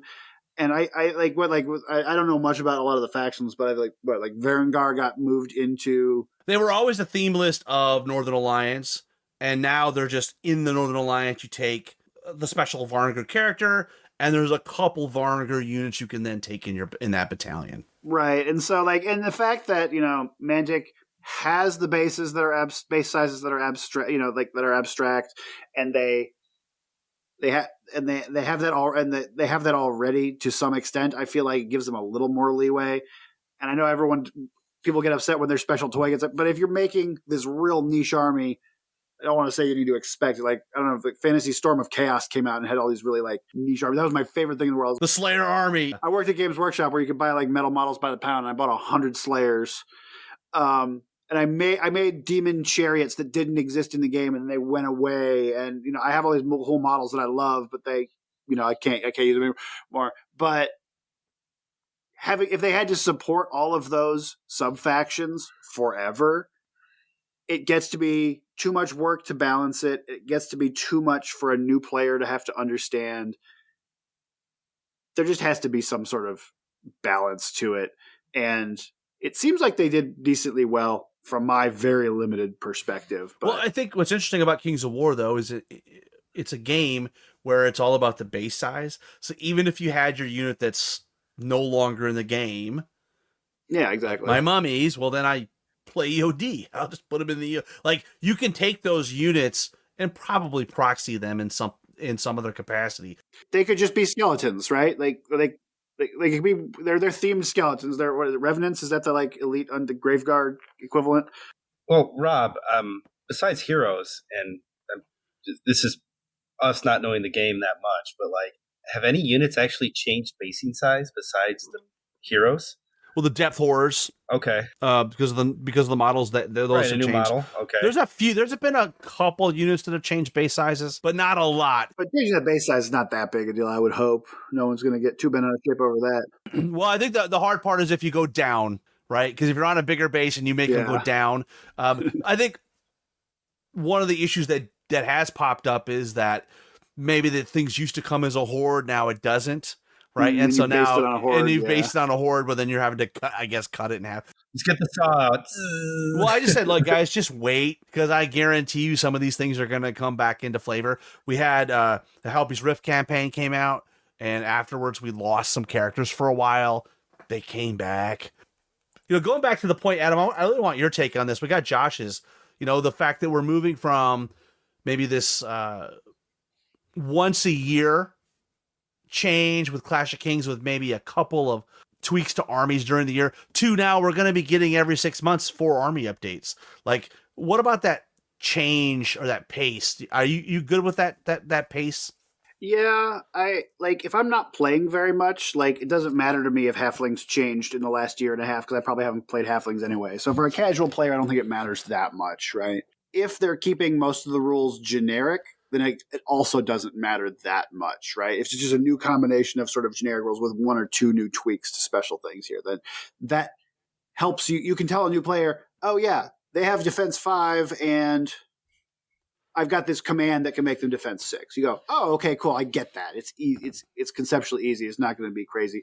And for people who are playing all the time, that's going to give them something new to bite into and change the tournament scene up a little bit. I do think that for a game that seems as competitively compatible as Kings of War, keeping those points updates as useful as possible, as updated as possible, is going to be key. Star Wars Legion does that. And it's just like, so that way this unit you made is never going to be useless because they're going to fix it if it's really below powered. Yeah, I played Wookiees when they were terrible. They're still not great, but it's fun to have a whole force of just angry Wookiees just running at you. Come on. Did you get the new little Ewok guys too? I have the Ewoks yet. I haven't painted those yet, but I need to. Man, Star Wars, it's hard to beat Star Wars. I mean, honestly, in terms of a franchise, it's pretty damn cool. There's a little bit of for everything for anybody in that. It's great. Absolutely. But if there's an expectation, if there's the expectation that your points are going to get balanced every 6 months, I'm just picking a number. I don't know if that's what Mantic said. Then people know that if they're making a unit because it's the hot thing, they need to expect that it's only going to be that good for 6 months, and they're doing that, right? They can't go like, I made this because it was good. What the hell? What the heck? Because they know that's the expectation. And people go like, oh, I love this unit. They'll fix it. You know, like I feel like if they keep a commitment to that balance, those balancing changes, and not make you buy a $50 book to get them, then that's amazing, right? Like that's really important. And like I said, with the army changes, I don't think it's too much because especially with that many factions, your army's not going to change every like 4 years until every 4 years probably, right? And then by that time you're probably ready for it. So I think it's because weirdly, like I was used to, and like Star Wars Legion did this, War Machine would do this, where they would come out with like a book and say, here are new units for 4 factions or for 6 factions, and it would like minorly tweak and add stuff to a bunch of factions. And I kind of like that too, because it would like give everyone a little something. You weren't waiting for your army book to come out. That's almost my preference, is like a big thing every longer period of time, but I can expect a new thing for my army or something for my army every year or whatever. Like War Machine, like back in the day, that's how they did it, right? Yeah, one book comes out, everybody gets new units. In that sense, I think Mantic, they have to update 16 armies. Yeah, it's hard. Yeah, and so the invasion books come out, so there's those 4, but you have 16 more armies.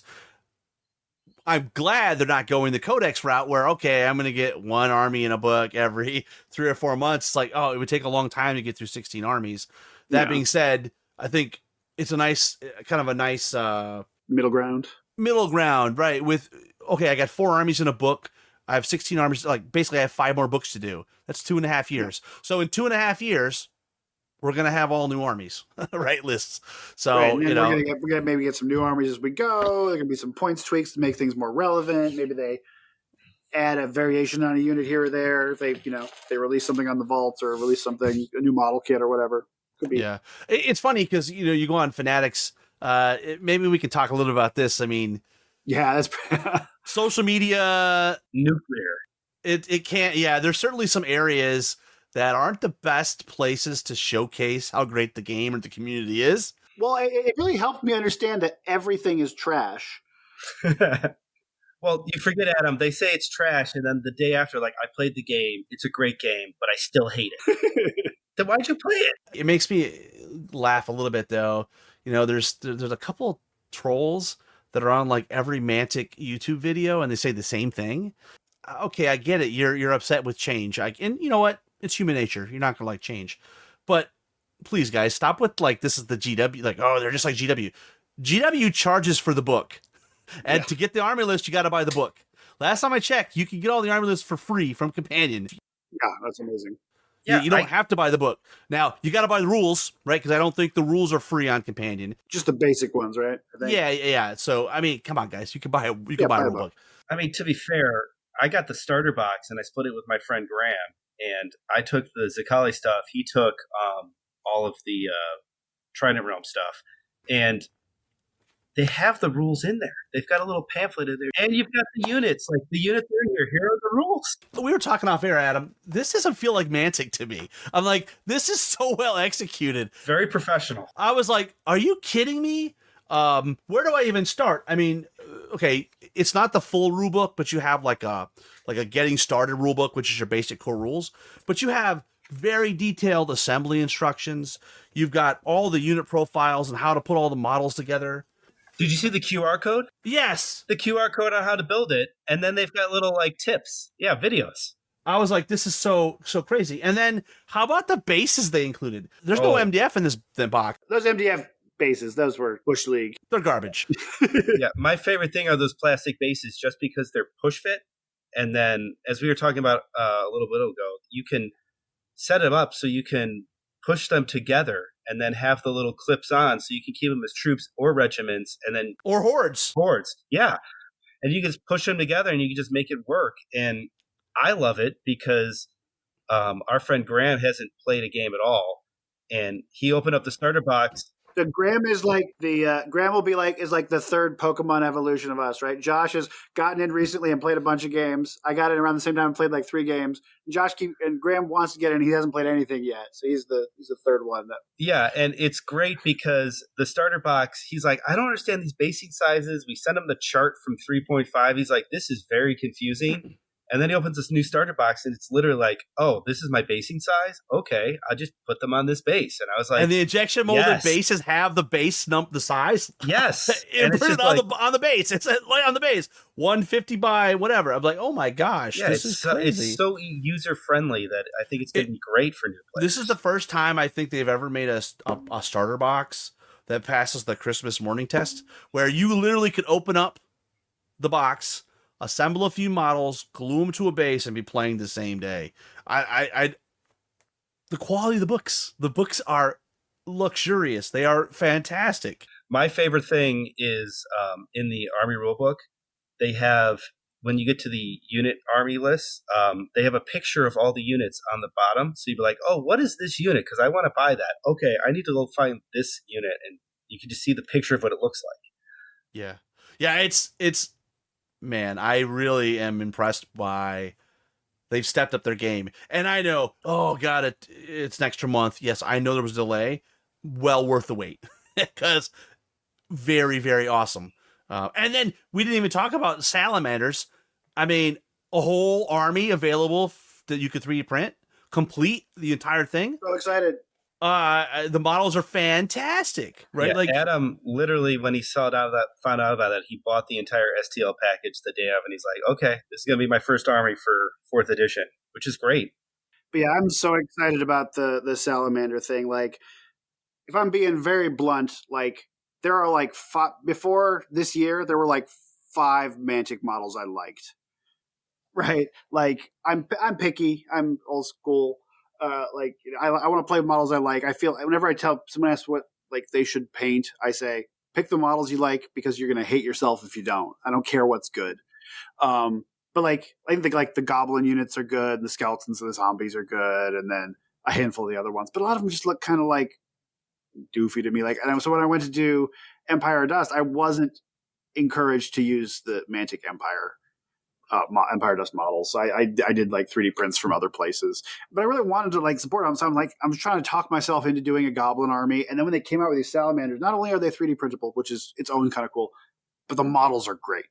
Like, they're really good. And then, but the new Trident Realms and the new Zerkali, like, they've kicked it up a notch. And I think that might be one of the things that gets people into it. Cause like, in general, ranks and flanks games, especially when they have a lot of troops, are really daunting for new players. Even if you like kind of fill out your base with like scenery and don't do as many, like I have to paint 100 models to have a basic army. Like it's a lot. It's hard to get people into it. I think the champions boxes are probably a cool way to like get someone's foot in the door, but it's just hard. And if the models don't look amazing, and they don't look cool in their like ranked up units, it's just so hard to get people into it. Like, even with a model, like, it took me 4 years to get Star Wars Legion started at Fair Game, and it's Star Wars. Like, it's hard for anything, and if it's that many, like, you're overcoming these barriers. And I think my impression is a lot of Kings of War players are old fantasy players. I don't know how many are like newer players. But I think it has some barriers to getting people into it, like in the community sense. Great models are the biggest key to overcoming that. Models get people to the game, really. The rules might keep you there.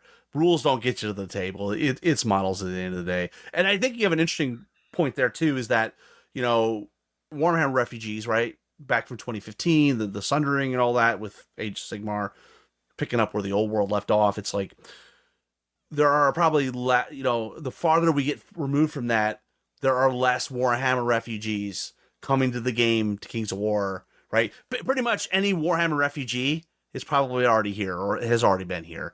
And now we are seeing more people from War Machine or even no tabletop games at all coming to Kings of War.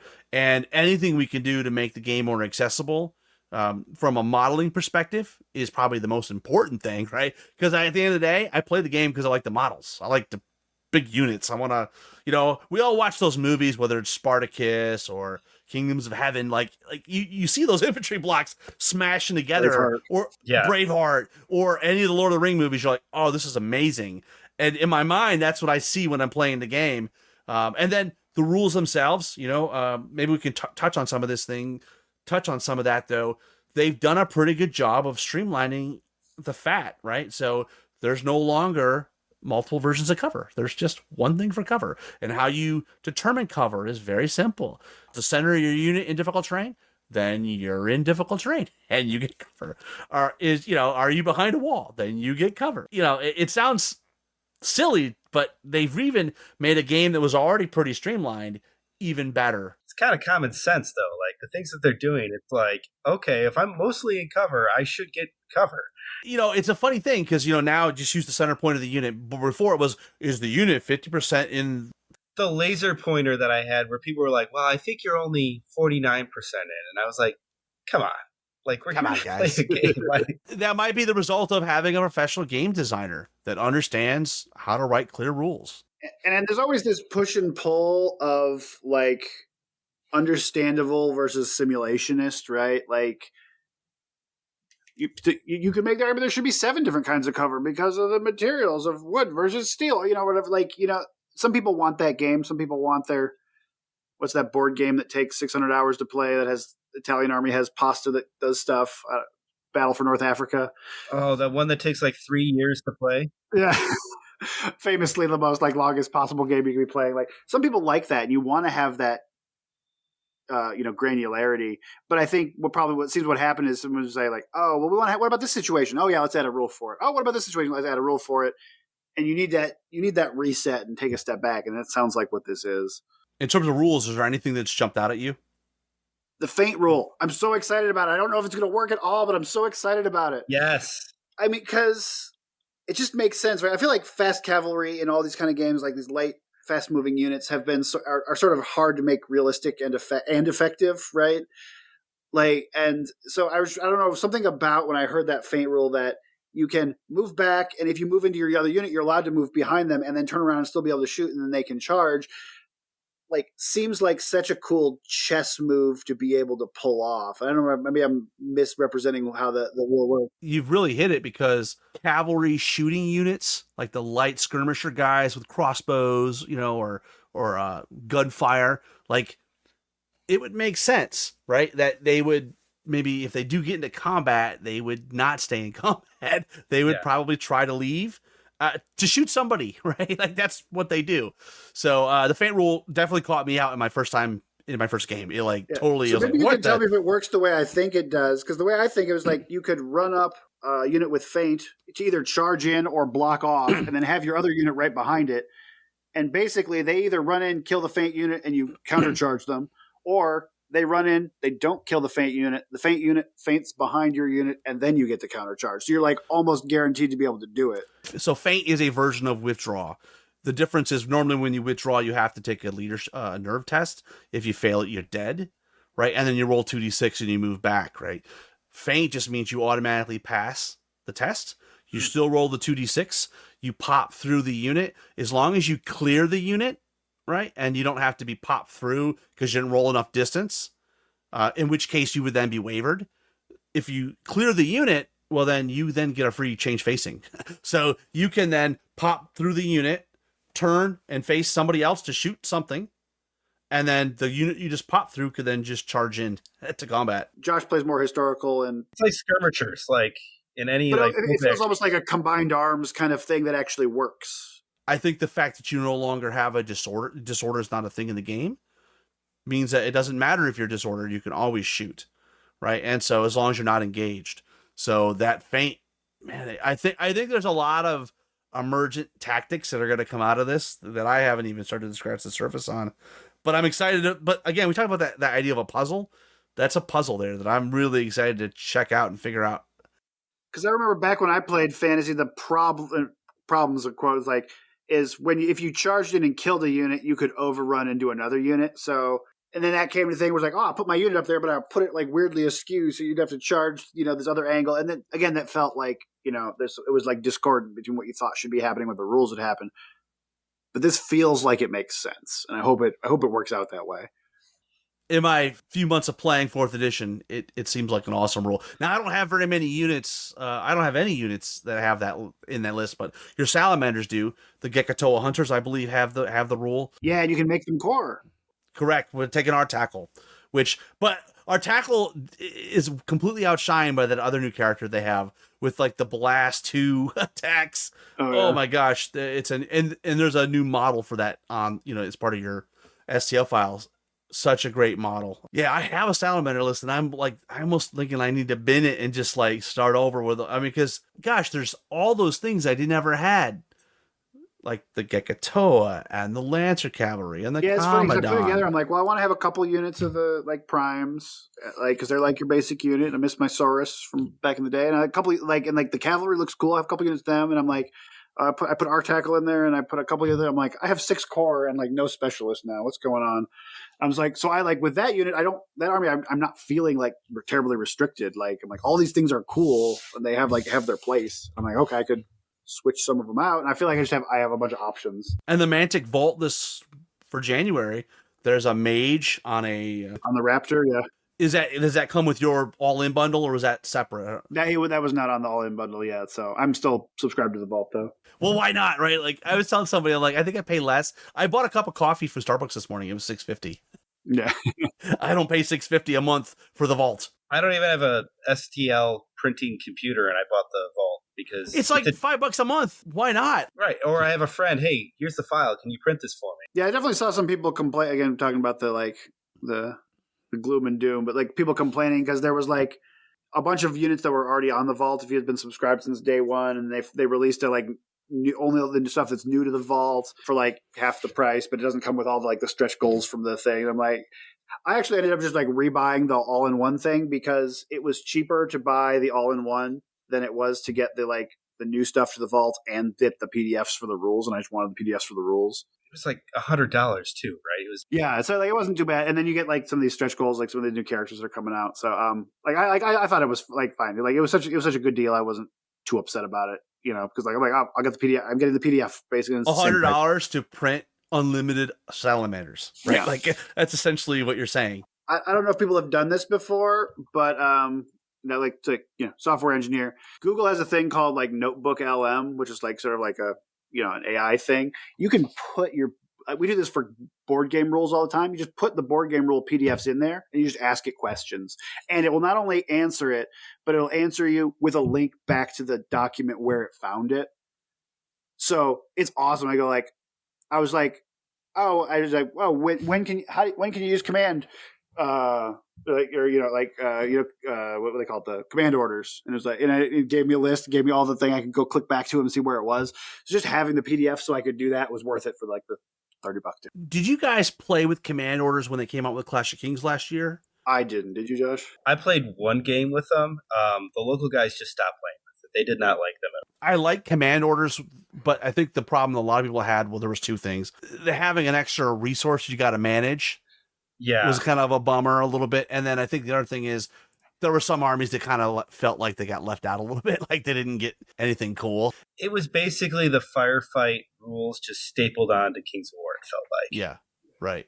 Which is fine, but I like the new rules better. It just seems like they're easier and you just roll dice and your warlord gets one chance to do it. And the warlord gets 3 dice and the champions get 2 dice. Get 2. Having that extra dice is huge. And obviously with Adam and the salamanders, you've got somewhere you need 2 successes, right? I mean, getting +1 defense is pretty fresh. It's so good. It should be 2 successes, it seems like. But that was also interesting as I was looking at the list, and if the companion's right, only the clan warlord or whatever, the clan lord, is the only one who can take a magic item, because all the other ones are named characters of the warlord. So if I want to take a warlord with the banner of command so I get 4 dice and actually have a really good chance of succeeding, it has to be a clan lord. That's the only, or on Fire Drake. But you basically, because the named characters can't take the artifacts. Is that right?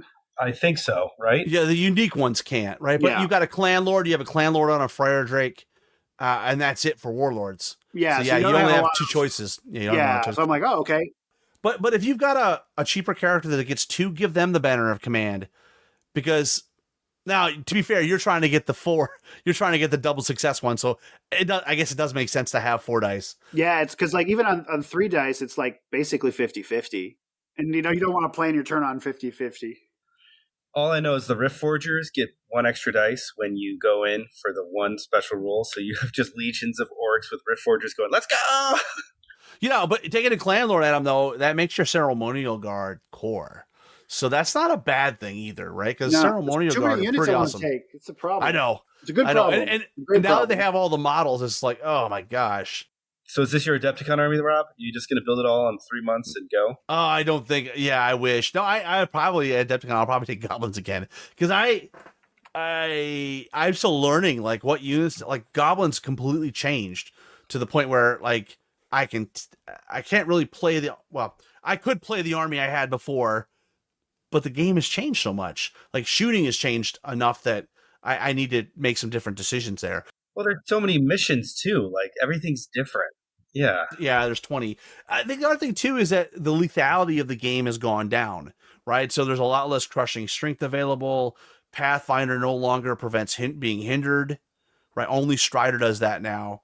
You can only have 2 units in a facing, so there's less alpha striking. That is my favorite rule. Why is that? Part of it is it just felt cumbersome to have all of these units that were just partially covering your facing and being able to hit with everything.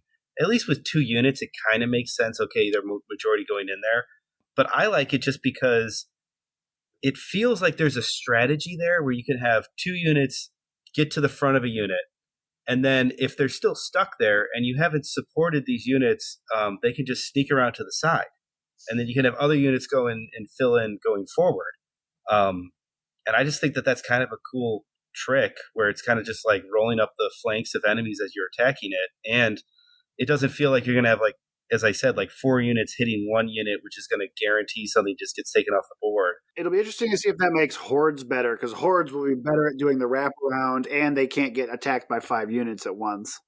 Right, and I think there's something there for sure about bigger units with more area for things, but you can only have 2 units hit them. So, well, good luck if you have goblins and you have 24 units. Well, you can only hit me with 2 of them. So go ahead. I still have 5 more hordes of orcs behind that. It's going to be interesting, the decision whether you play, your core units as regiments or hordes.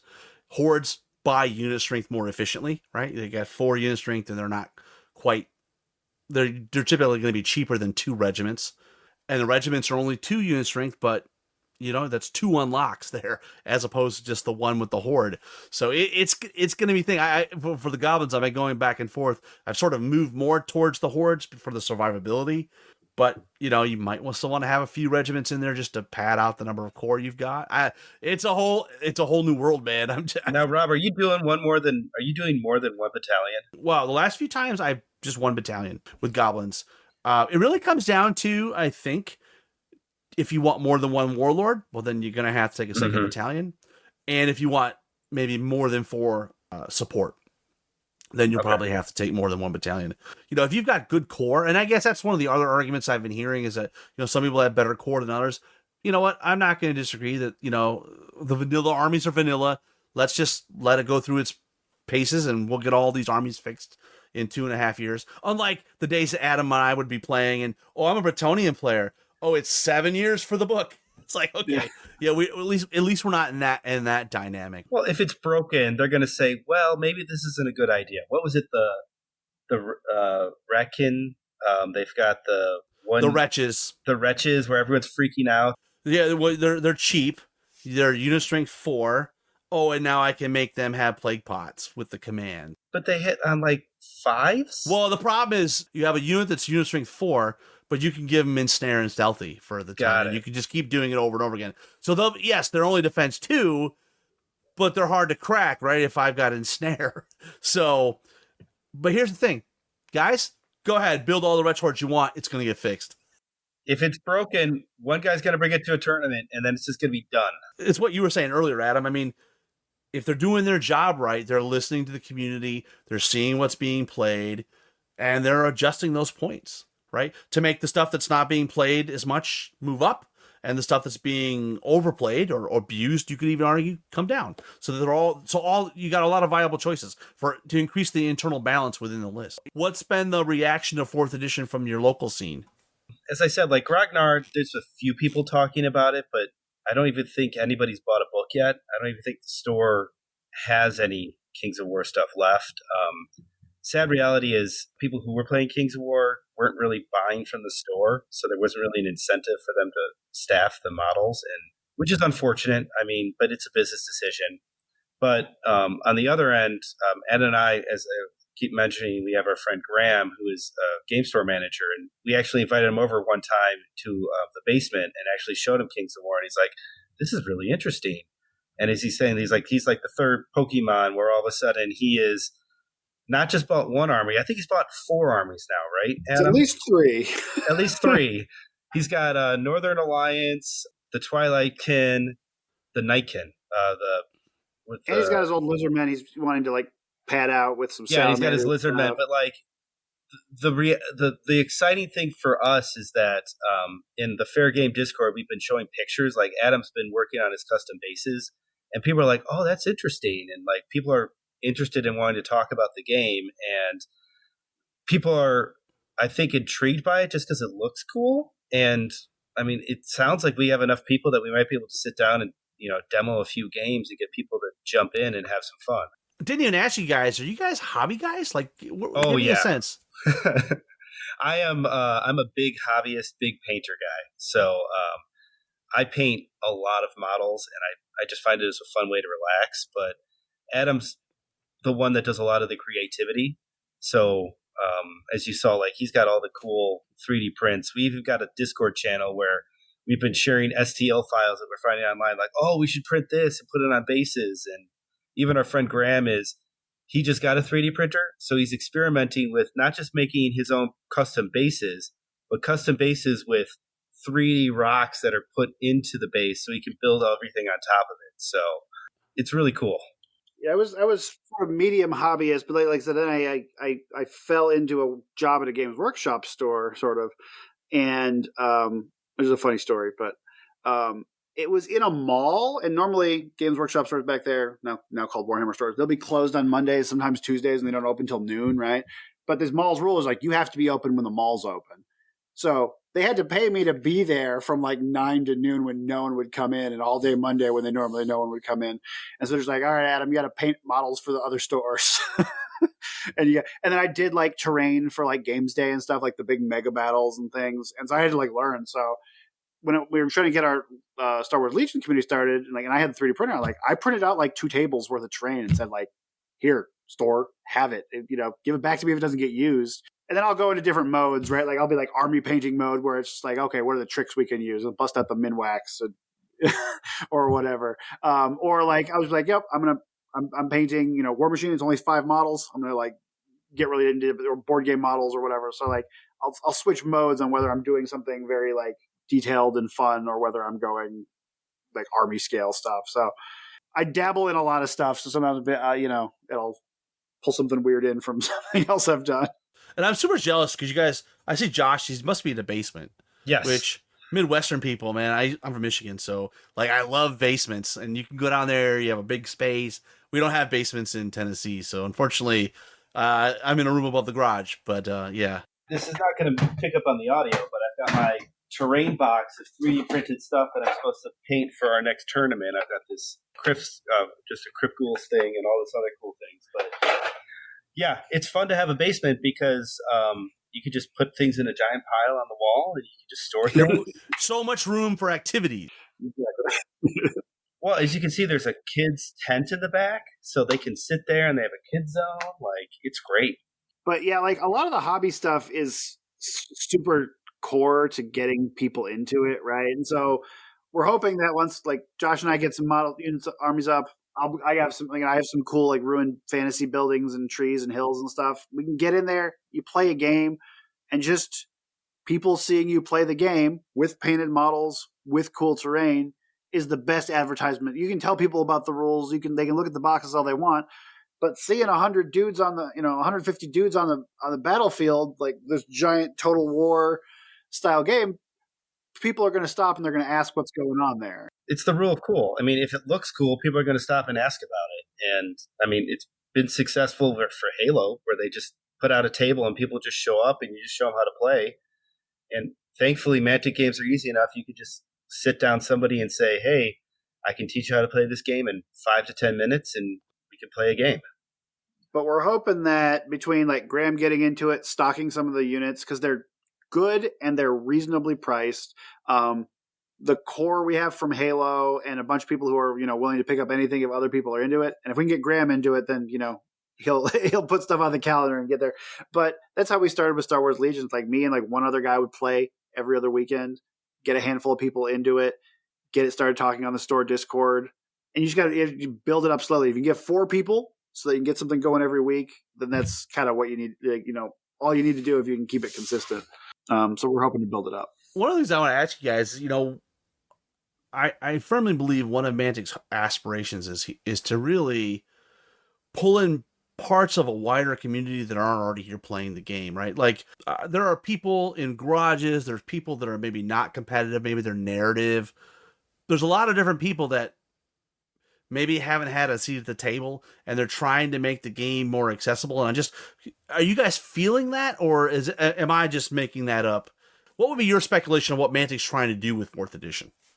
I would say, in general, it just feels like I wouldn't say it's mass produced, but it's being made for people who aren't necessarily into ranks and flanks. Is like, hey, this is more mass market. Yeah, mass market. Like, here's a game.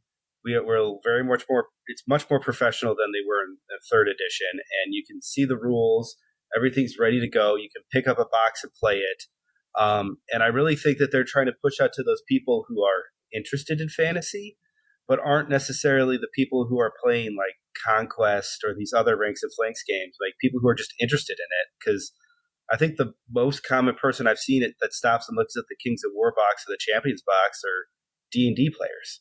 And they're looking at it like, oh, those are cool models. I have things like that. And you're like, well, there's a game for this. And they're like, oh, that's really interesting.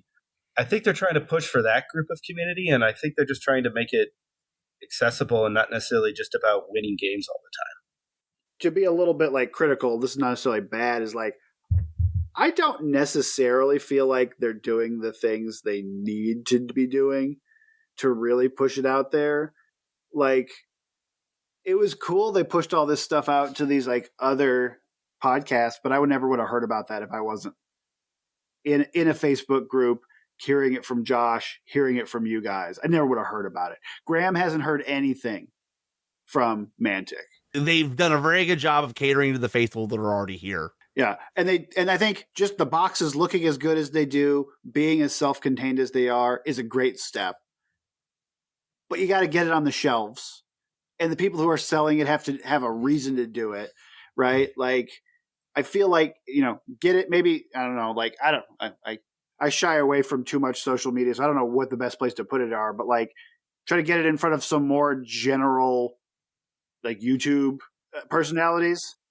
Guerrilla Miniatures, Duncan, right? Duncan's Eons Painting of Battle, Academy. Yep. Ninja, Stuff that's whatever. not specific to Kings of War, just general, Yeah. have big audiences that just into tabletop war games. Right. Like, get that out there. Like, bundle it with Halo. Say like, hey, do this Halo thing and this Kings of War thing.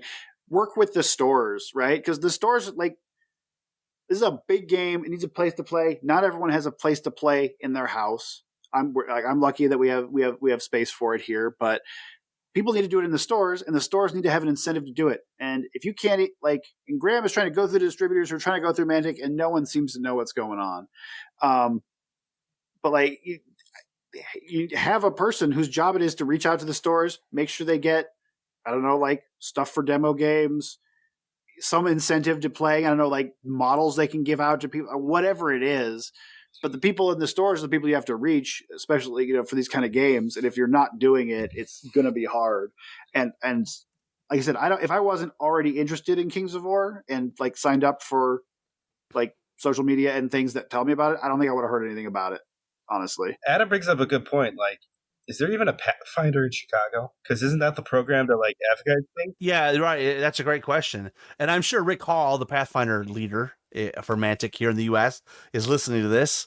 And what's the name of the store he needs to contact, by the way? What's the name? Fair Games. It's Fair Games. There's 3 locations, and they are stocking a lot of Mantic stuff. But he's never been approached by a Pathfinder. I can't believe that Rick Hall hasn't given him a call and said, "Hey."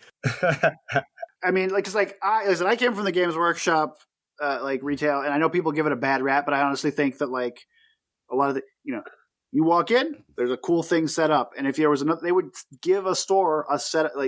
Here's a little board you can put out. You can put it in your window. Mm-hmm. Make it easy to you get a starter box for free for your display board. You can put out. Here are individual models you can give out to people to paint. Like, I don't know how much they're going to cost, but like. I mean, heck, I would print models out to give them, and it would cost me a couple cents. It wouldn't be that big a deal. I can't imagine Mantic would have too big a problem. Like, that's not my job. I'm not a marketing person. I don't know what's going on, but there's a bunch of games, and miniature games take up a lot of space. So they're competing with Magic. They're competing with, board games where you can fit 4 people around a small table instead of 2 people around 2 tables. Stores need a reason to stock your stuff. They need a reason. They need some hype.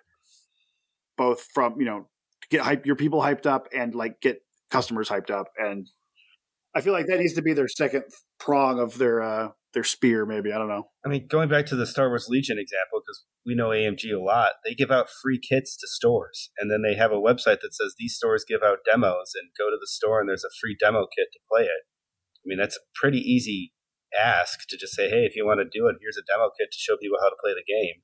All good comments, right? I mean, this is, I would say they made some good movement, they've taken some good steps forward with the 4th edition, but there's still more, why don't we have a warehouse in the US, guys? Like, why are we shipping from the UK at this point? There's a lot of things, you guys definitely need a Pathfinder. Maybe, Josh, you could be a Pathfinder, maybe, right? There's some perks for being a Pathfinder. And maybe it's out there, we don't know about it, and it slipped through the cracks. Like, I don't know what I don't know, but. But again, it's wild that a store that sells Mantic has not been notified by the Pathfinder if there was in Chicago. And it's like, I think they're typically going to be based around a specific store. Okay. So typically, like, a store will have a person that says, "Oh, I'm going to be a Pathfinder," and then when they get they're set up for a specific store. I don't know who that would be in Chicago, but I imagine there are Pathfinders in Chicago. I mean, there's a lot of game stores, and it's wild to me that I don't think any of them carry Mantic games besides the Halo stuff. Halo has definitely been a sea change for Mantic because it has been so pervasive. It's been so well received. And, hopefully, I'm sure they're hoping that this is going to, they're going to ride the coattails of Halo a little bit, right? Because Halo's got them into places they weren't before, and Halo is still going strong, which is, financially is a good thing too. I bet you could get a bunch of the players that are stored into Dead Zone. Oh, easy. But Josh is a big time. Josh is a big time lawyer. He doesn't have time to do this, right? Yeah. No. I mean, we all have jobs, right? And that's the other problem is if you're asking, going back to what you're talking about, like the rules committee and stuff, like you need a professional to run this stuff. And if you're expecting volunteers to dedicate their time to go out and prophesize how great their hobby is to complete strangers during their free time, that's a big ask for a lot of people. Like, Adam and I have kids. Like, I'd love to support Mantic, but at the same time, like, I get out maybe once a week to play, and having certain criteria that I have to do to dedicate on my free time that's a lot to ask somebody without making it a job.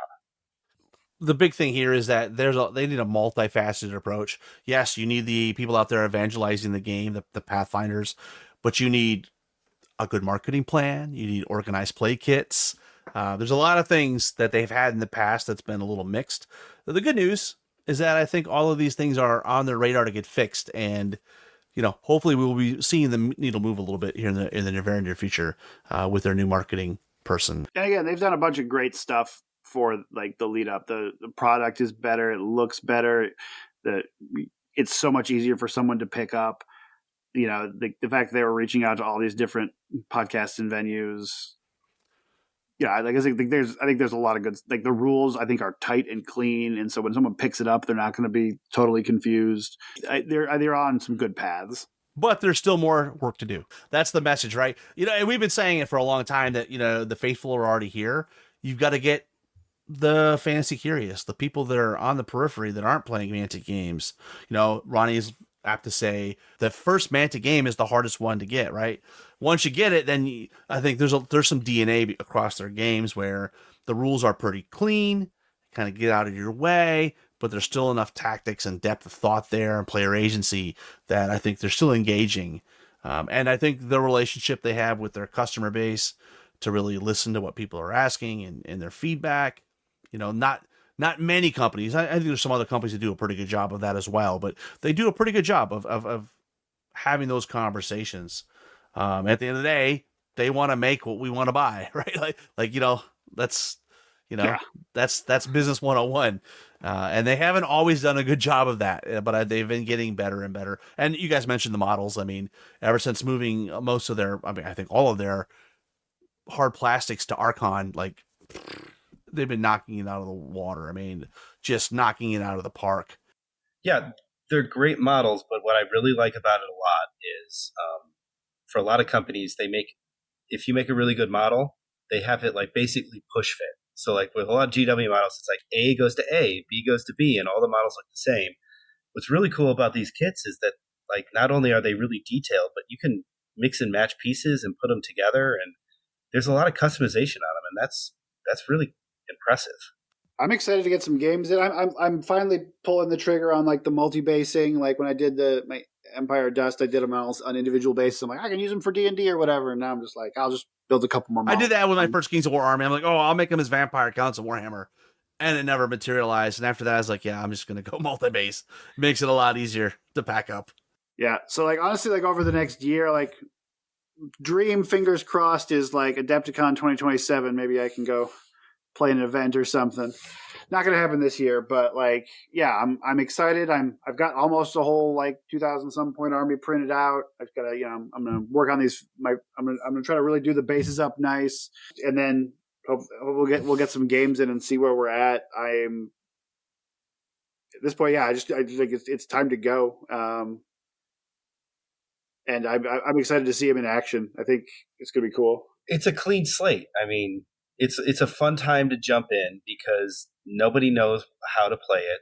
This is entirely new. The rules are pretty similar, but there's enough changes here that if you have played lots of games of 3.5 or 3, as you were saying, it's not really going to make you the expert. And there's just a lot of things to experiment and play with. And we all get to start at the same point, which is great for new players because it's not like, okay, you've been playing this for years and you have an advantage.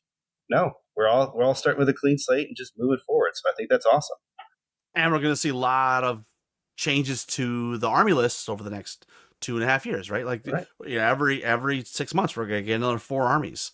Right. And I look forward to all the people saying that X unit is unplayable, and then somebody wins a tournament with X unit that was completely unplayable and terrible.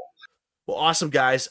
I really appreciate you guys coming on and chatting. And maybe in 6 months we get you back on and you can tell us how, Josh, you've been smashing up Adam pretty hardcore in 4th edition and changing, it's coming, I have to win at least once, right, Adam? Like I said, Josh goes undefeated in our tournaments and then leaves with no explanation. He is so humble too. It's like he's like, yeah, it's my first firefight event. It's not a problem. I just won all my games, won the tournament. That's fine. I mean, at the end of the day, Rob, it's a game. We all have other things in this life. Like, I'm not going to brag about winning the game because everyone who I played played really well. I mean, everyone tries their hardest. Everything in moderation too, right? Like, right. It's a good thing to keep in mind. Yeah, no, but we're gonna, like I said, we're gonna keep talking. We'll keep listening to Countercharge, and we're chatting about it like every day. So we're definitely excited. At the very least, I'm gonna get some cool models painted out of it. Well, guys, I appreciate the time. When do you guys want to take us out? You guys listened to this before, right? And remember to keep countercharging. Thanks for listening, and we'll see you next time on Countercharge.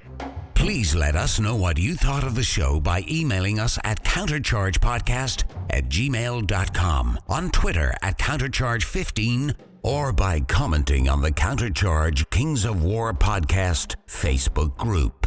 If you enjoy the show, you can help others find out about it by leaving positive reviews on iTunes. Until next time, keep countercharging. Music is a composition of Kevin MacLeod and is licensed under Creative Commons.